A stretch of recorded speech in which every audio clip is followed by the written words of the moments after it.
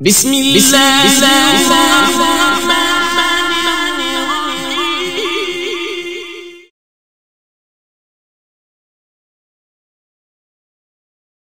الرحمن الرحیم۔ ہم آج قرآن پاک کے تیسرے پارے کا تعارف پیش کرنے جا رہے ہیں۔ تیسرے پارے کے دو حصے ہیں، نمبر 1 سورہ بقرہ کا بقیہ حصہ اور نمبر 2 سورہ آل عمران کا ابتدائی حصہ۔ سورہ بقرہ شریف کے بقیہ حصے میں سورہ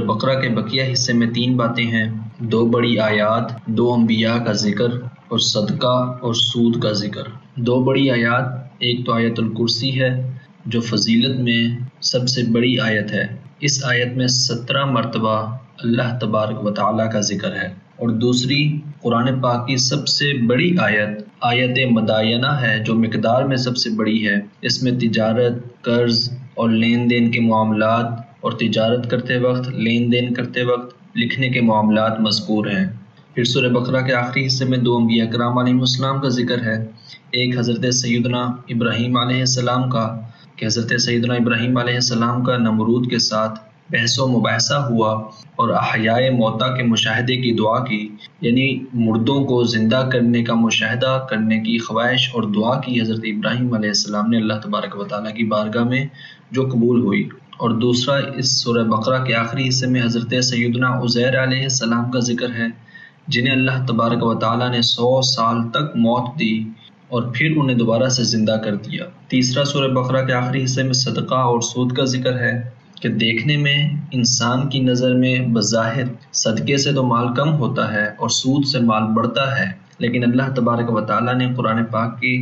سورہ بقرہ کے اس آخری حصے میں اس چیز کو واضح کیا کہ در حقیقت مال صدقے سے بڑھتا ہے اور سود سے گھٹتا ہے، کہ صدقہ کرنے سے اللہ تبارک و تعالیٰ کی رحمت اور برکت مال میں شامل ہوتی ہے، جبکہ سود سے اللہ تبارک و تعالیٰ کی رحمت اور برکت ختم ہو جاتی ہے۔ تیسرے پارے کے دوسرا حصہ جو سورہ آل عمران کا ابتدائی حصہ ہے، اس میں 4 باتیں ہیں، نمبر 1 سورہ بقرہ سے مناسبت، پھر اللہ تبارک و تعالیٰ کی قدرت کے 4 قصے، اہل کتاب سے مناظرہ، مباہلہ اور مفاہمہ، اور آخری انبیاء سابقین سے عہد۔ سورہ بقرہ سے مناسبت یہ ہے کہ دونوں صورتوں میں قرآن پاک کی حقانیت اور اہل کتاب سے خطاب کیا گیا۔ سورہ بقرہ میں اکثر خطاب یہود سے ہے، جبکہ سورہ آل عمران میں اکثر خطاب جو ہے اور اکثر اشارے جو ہیں وہ نصارہ یعنی عیسائیوں کی طرف ہے۔ اللہ تبارک و تعالیٰ کی قدرت کے 4 قصے جو سورہ آل عمران کے اس حصے میں مذکور ہیں، پہلا قصہ جنگ بدر کا ہے کہ 313 کے لشکر نے 1000 کے لشکر کو شکست فاش دی،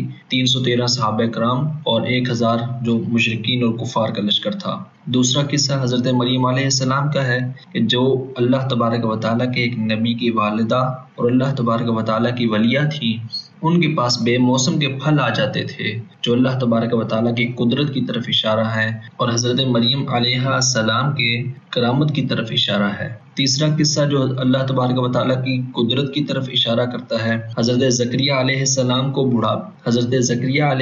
کو بڑھاپے میں اولاد کا عطا ہونا، اور چوتھا قصہ حضرت عیسیٰ علیہ السلام کا بغیر باپ کے پیدا ہونا اور بچپن میں بولنا اور پھر زندہ آسمانوں پر اٹھائے جانے کا واقعہ ہے۔ یہ 3 واقعے اللہ تبارک و تعالیٰ کی قدرت کی طرف اشارہ کرتے ہیں۔ سورہ آل عمران اس حصے میں تیسری چیز مناظرہ اور مباہلہ ہے، جو اہل کتاب کے ساتھ پہلے مناظرہ ہوا، پھر مباہلہ ہوا، پھر آقا علیہ السلام نے اعلان فرمایا کہ تم اپنے اہل و عیال کو لے آؤ، میں اپنے اہل و عیال کو لے آتا ہوں، اور پھر ہم مل کر خشوع و خضوع کے ساتھ اللہ تبارک و تعالیٰ سے دعا مانگتے ہیں کہ ہم میں سے جو بھی جھوٹا ہے اس پر اللہ تبارک و تعالیٰ کی لعنت ہو، لیکن اہل کتاب اس بات پر تیار نہ ہوئے۔ اور چوتھی چیز سورہ آل عمران کے اس حصے میں انبیاء سابقین سے عہد ہے کہ انبیاء سابقین سے عہد لیا گیا کہ جب آخری نبی آئیں، یعنی آقا علیہ السلام حضرت محمد مصطفیٰ صلی اللہ تعالیٰ علیہ وسلم جب مبعوث ہوں تو تم اس بات کو مانو گے اور ان پر ایمان لاؤ گے، اگر تمہارے بعد آئے اور تمہاری امتیں اس پر ایمان لائیں گی۔ اس چیز کا انبیاء کرام علیہ السلام سے عہد لیا گیا تھا، اور اس چیز کو اللہ تبارک و تعالیٰ نے سورہ آل عمران کے اس حصے میں ذکر فرمایا۔ یہ تھا قرآن پاک کے تیسرے پارے کا تعارف۔ انشاءاللہ اگلی ویڈیو میں ہم قرآن پاک کے چوتھے پارے کا تعارف پیش کریں گے۔ والسلام۔